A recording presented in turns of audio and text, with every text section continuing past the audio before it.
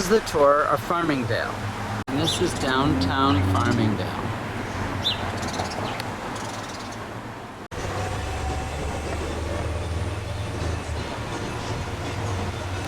Walking in Farmingdale.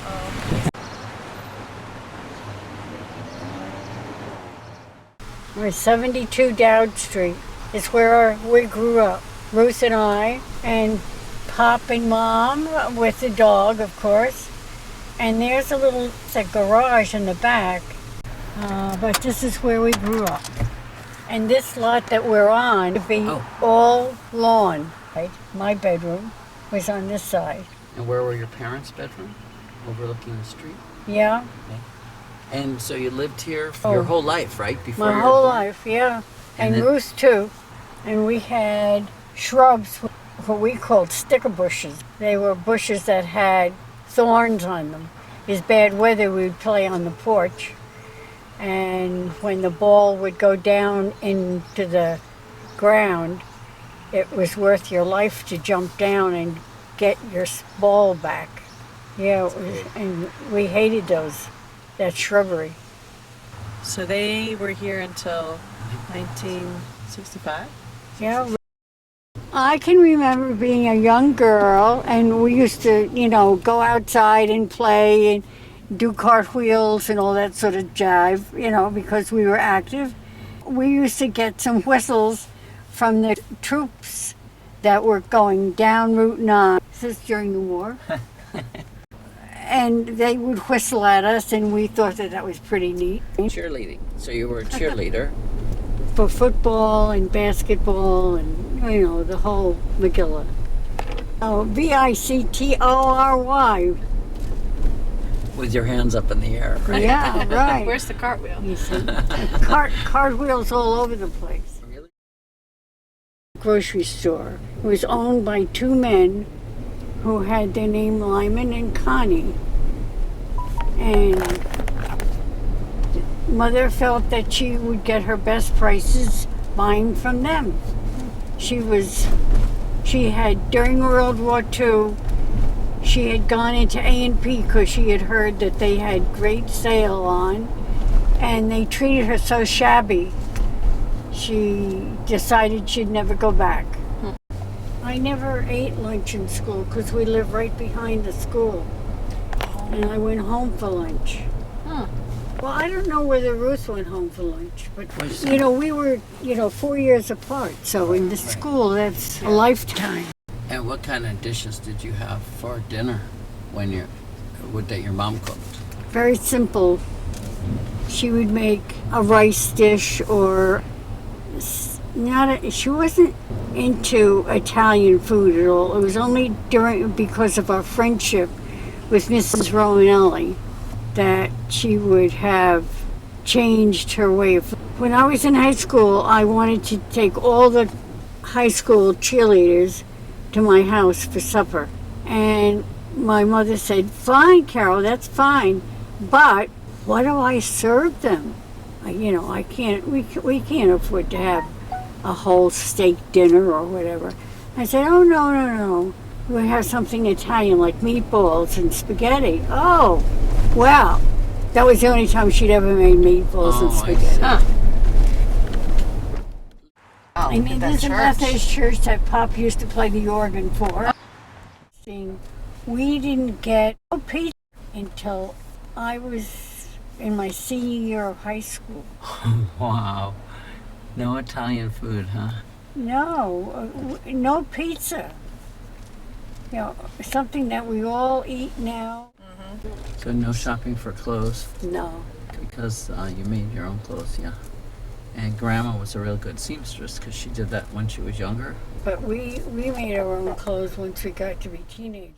This is St. Thomas Episcopal Church in Farmingdale. This is the church where Ruth got married. 70 years ago. This summer, exactly. But I remember the church as being back further from the main street. So they probably widened the street then, huh? Oh, that's Yes. it.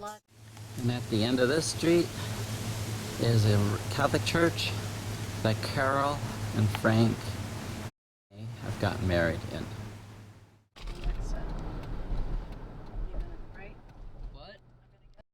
This is Farmingdale State College, which at the time it was Farmingdale State School when I went to it. And this is Horton Hall. If I remember correctly, this used to be where they would eat on Sundays. Pop was a mechanic here. He had lost his job. I'm going back to like 1930. And then he was hired by the college to work with the machinery to help keep everything running okay, like tractors and cars and trucks, and there was a power station as well. He had quite a responsible job here, and he ended up going to summer school through the college and to get his degree. Is that when you went to Oswego? And that's when we went to Oswego, yes.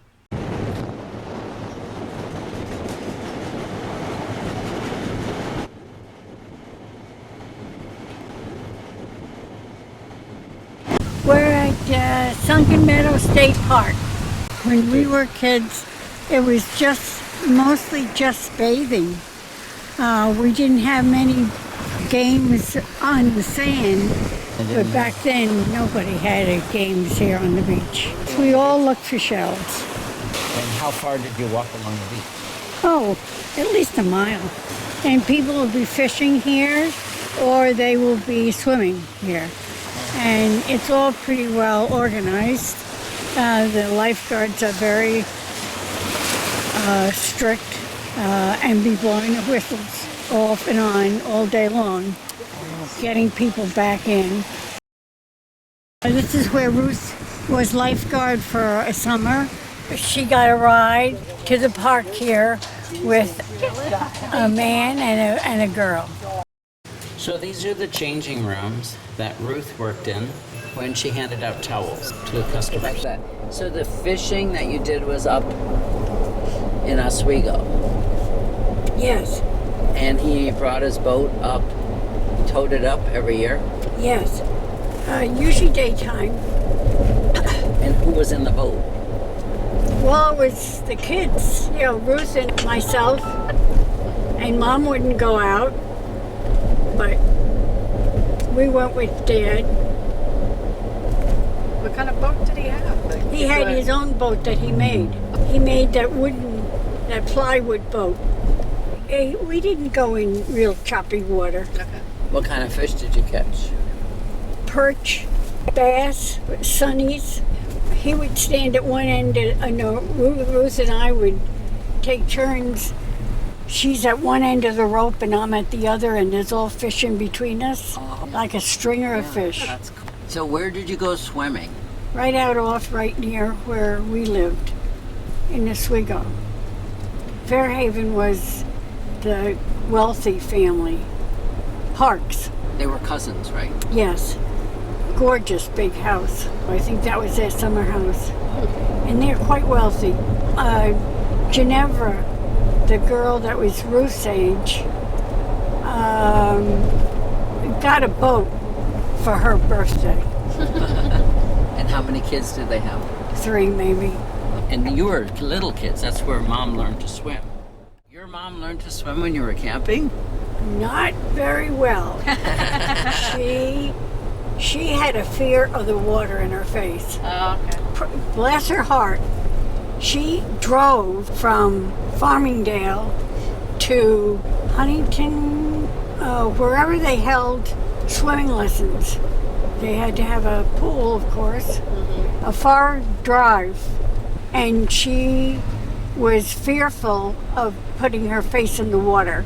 The guy told her, well, then you're going to have to practice holding your breath as you stop for a light till the light changes. You get away from your fear being in the water. And she followed all the directions. What were her other hobbies? She did a lot of work on antique chairs Reclaiming. and antique furniture. Yes. And she did crewel work, and she refinished furniture, not just changed the outside of it. She really got into it.